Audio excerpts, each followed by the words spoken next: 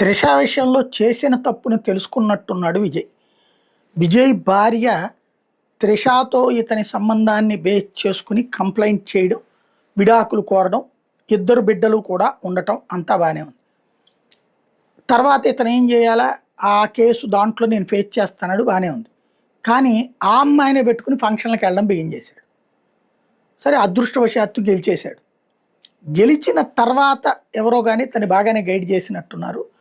ఇప్పుడు ఆ రోజున ప్రమాణ స్వీకారం సందర్భంగా కూడా త్రిష పురుచ్యతల ఇవి టైపులో, ఆ జయలలిత టైపులో కొప్పేసుకుని నీట్గా వెళ్ళింది. చాలామంది ఆమెని కేకలు వేశారు, సంతోషపడిపోయింది.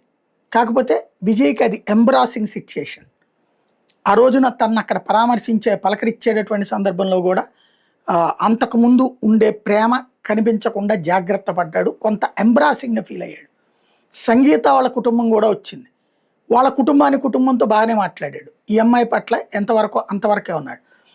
అయితే ఈ అమ్మాయి చక్రం తిప్పుతుంది, ఇక పైన ఐఏఎస్లు ఐపీఎస్లు బదిలీ దగ్గర నుంచి ఇదంతా అనుకుంటే అదేమీ చేయనీయట్లేదు. అట్లాగే ఈ అమ్మాయి మంత్రుల దాంట్లో ఈవిడ ఇన్వాల్వ్మెంట్ ఉంటుందంటే అదేమీ చేయనీయలేదు.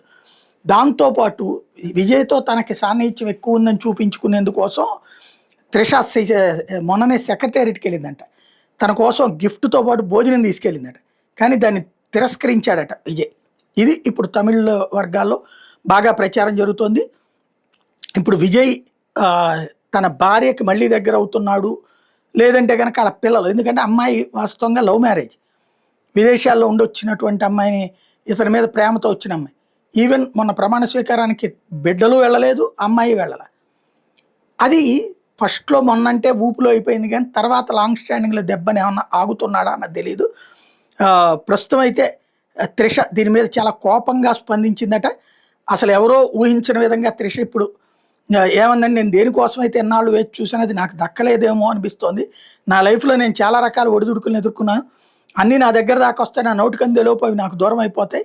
అది మనుషులైనా, అవకాశాలైనా, మరి ఇంకేదైనా అయినా నేను ఎప్పుడు కూడా ఎవరి దగ్గర నుంచి ఏది ఆశించలేదు. స్వచ్ఛమైన స్నేహం, స్వచ్ఛమైన ప్రేమ, అభిమానం, ఆ పేరు తప్ప. కానీ చూసేవాళ్ళు నన్ను వేరే విధంగా అనుకోవడం నన్ను చాలా బాధిస్తోంది. అయితే నా దగ్గర ఉన్నవాళ్ళు, నాకు సన్నిహితులు, నాకు బాగా క్లోజ్ అనుకున్న వాళ్ళు కూడా నన్ను ఈ రకంగా దారుణంగా నన్ను ట్రీట్ చేయడం, దూరం పెట్టడం నాకు అస్సలు నచ్చలేదు.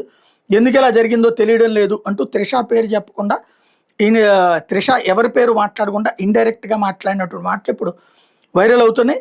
విజయ్ క్రమంగా తన పిల్లల్ని అలాగే తన భార్యని దృష్టిలో పెట్టుకుని వాళ్ళ విషయంలో దగ్గర అవుతున్నాడని, త్రిషను మాత్రం పూర్తిగా పక్కన పెట్టాడు అన్నటువంటి ప్రచారం అయితే జరుగుతోంది.